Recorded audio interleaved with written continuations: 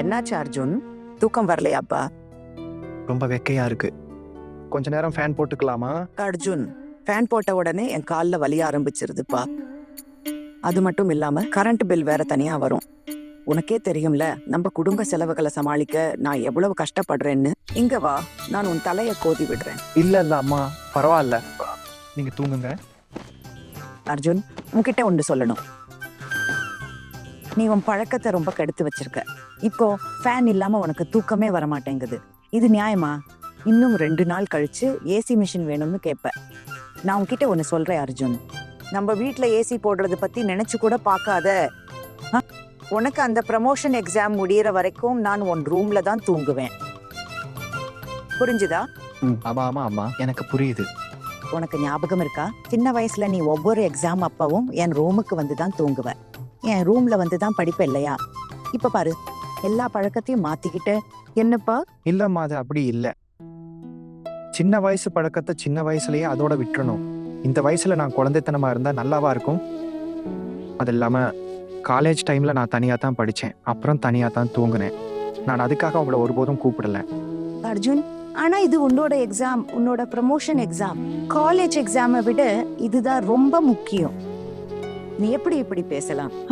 உனக்கு ப்ரமோஷன் கிடைச்சாதான சம்பளம் கூடும், வீட்டுக்கு காசு வரும், 4 காசு அதிகமா வரும் இல்லையா? இந்த எக்ஸாம நீ மனசை ஒருநிலைப்படுத்தி எழுதணும், சரி? அப்புறம் ஏன் இன்னைக்கு நீ படிக்கல? அம்மா, நான் எப்படி படிப்பேன்? இன்னைக்கு நான் ரொம்ப டயர்டா இருக்கேன். உங்களுக்கே தெரியுமே, நான் காலையில என்னோட ஆபீஸ்க்கு போயிட்டு அப்புறம் நீங்க சொன்னதை செய்ய ஓடி ஓடி இப்பதான் ஆபீஸ்ல இருந்து நம்ம வீட்டுக்கு வந்திருக்கேன் அம்மா. ஆமா ஆமா ஆமா, நான் மறந்துட்டேன். பாரு, நீ நிம்மதியா தூங்கு, சரியா? ஆனா ஒண்ணு நல்லா காது கொடுத்து கேட்டுக்கோ அர்ஜுன், இந்த எக்ஸாம்ல எந்த சோம்பேறித்தனமும் கூடாது, சரியா? உன் மனசாரப்படி இனிமே தினமும் இப்படி இருக்க கூடாது, சரி? தூங்க இப்போ, தூங்கிப்போ.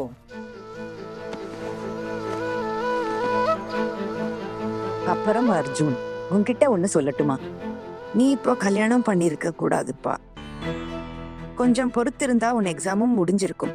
நீங்க தான் சொல்றீங்க அம்மா, ஆனா நீங்க எல்லாரும் தானே என்னை கல்யாணத்துக்கு கட்டாயப்படுத்தினீங்க.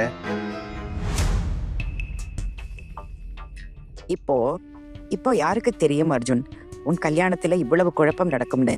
ஆமா, இப்படி ஒரு பொண்ணு நம்ம வீட்டு மருமகளா வருவான்னு நாங்க நினைக்கவே இல்லை.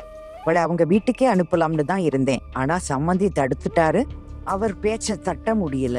சரி விடு, நீ தூங்கு. சின்ன சித்தி, நாளைக்கு நீங்க ஃபங்க்ஷனுக்கு வருவீங்க தானே? இல்லப்பா, இன்னைக்கு என்ன நடந்துச்சுன்னு பார்த்தல?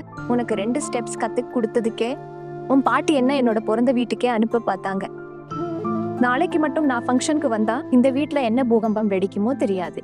அம்மா போறாங்கன்னா உங்களால ஏன் போக முடியாது? பெரிய அக்கா போவாங்க. அம்மா சொல்லியிருக்காங்க, பாட்டி கூட்டிட்டு வந்தா அவங்க வரேன்னு. அப்பா அவங்க கண்டிப்பா வருவாங்க. அப்போ பாட்டி என்னையும் கூட கூட்டிட்டு போனா தான் என்னால வர முடியும். பாட்டி என்ன கூட்டிட்டு போகணும்னு கடவுள்கிட்ட வேண்டிக்கும். ப்ளீஸ் சித்தி, நீங்களும் வாங்க. எனக்கு அவ்வளோ சூப்பரா டான்ஸ் கத்து கொடுத்தீங்க. நீங்க அங்க வரலன்னா எப்படி? நீங்க ஒரு வேலை பண்ணுங்க, முக்காடு போட்டுட்டு வந்துருங்க.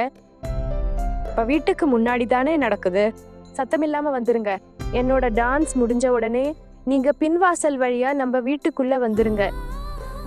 யாருக்கும் இதை பத்தி தெரியாது, ஆனா ப்ளீஸ் நீங்க வாங்க சித்தி, ப்ளீஸ். நீங்க எவ்வளவு சமத்து.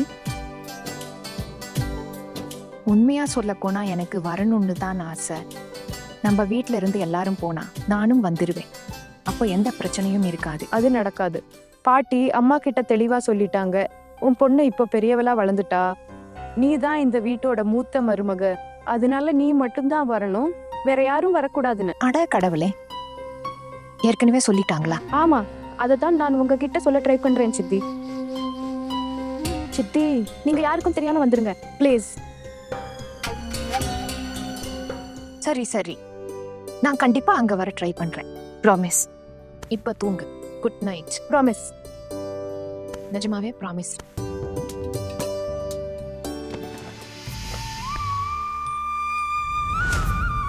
ஒரே நாள்ல இந்த வீட்ல எவ்வளவு விஷயம் நடந்துருச்சு. அக்கா சொன்ன மாதிரியே தான் நடக்குது. அத்தை என்ன அந்த ரூம்ல இருக்க விடல. அவங்க பையன் ரூம்ல போய் தூங்கிட்டாங்க. நான் எங்க வந்து மாட்டிக்கிட்டேன்? எனக்கு எதுக்கு இப்போ கல்யாணம் பண்ணி வச்சாங்க? என் பொண்டாட்டியை வேற ரூம்ல தூங்க வச்சுட்டாங்க. எனக்கும் மகானாவுக்கும் இடையில பேச்சே ஆரம்பிக்க மாட்டேங்குது. என்ன கஷ்டம் இது? இன்னைக்கு இவ்வளோ நடந்திருக்கு, ஆனா எங்களால கொஞ்சம் கூட பேச முடியல. பார்க்குறேன் அவ தூங்கிட்டாளான்னு.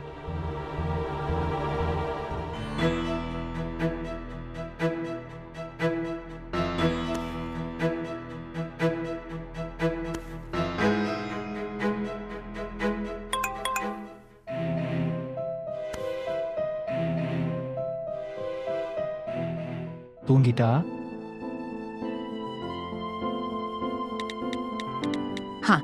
தூங்கிட்டேன்.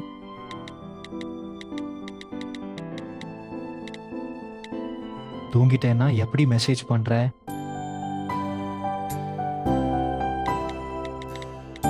நான் எங்க மெசேஜ் பண்றேன்? இது என்னோட ஆத்மா.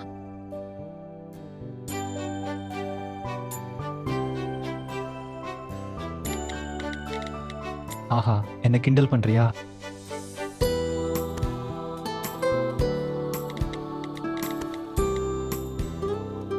நீங்க ஏன் இன்னும் தூங்கல? சீக்கிரம் தூங்குங்க, இல்லன்னா அத்தை பயங்கரமா திட்டுவாங்க. எனக்கு ரொம்ப வருத்தமா இருக்கு ஆனா.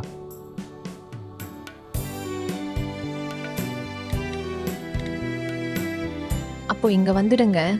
எனக்காக வருத்தப்பட்டா என்கிட்டயே வந்துடுங்க.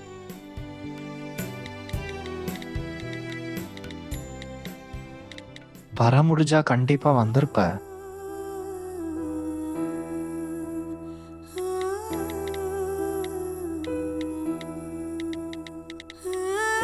வர முடியலன்னா பேசாம தூங்குங்க. ஏற்கனவே ரொம்ப நேரம் ஆகிடுச்சு. எனக்கு தூக்கம் வருது. இன்னைக்கு என்ன இந்த வீட்டை விட்டே தொடுத்த பார்த்தாங்க, இப்போ எஸ்எம்எஸ் பண்றத பார்த்துட்டா அவ்வளவுதான். இது உங்க வீடு, உங்களை யாரும் எதுவும் சொல்ல மாட்டாங்க. ஆனா நான் வெளியே இருந்து வந்தவ, எல்லாரும் என்னதான் திட்டுவாங்க. நீ இதை உன் வீடா நினைக்கலையா? இல்ல, எந்த வீட்ல சின்ன விஷயத்துக்கு கூட வெளியே போன்னு மிரட்டுறாங்களோ அது என் வீடா இருக்க முடியாது. சரி தூங்குவோம், குட் நைட். சரி தூங்குவோம், குட் நைட். நைட். அர்ஜுன், அம்மா.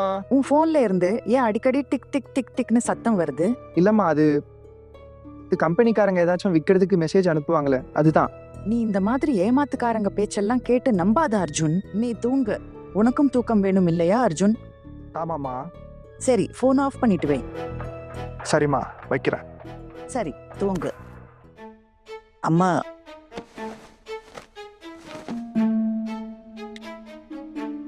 இந்த முட்டி வலி குறையவே மாட்டேங்குது அர்ஜுன். ஹே துர்காதேவி, எங்க மேல கருணை காட்டு. என் அர்ஜுன் மேலையும் தான். அவன் மட்டும் இந்த எக்ஸாம்ல நல்லபடியா பாஸ் பண்ணிட்டா உன்னை பார்க்க கோயிலுக்கு வரேன் தாயே.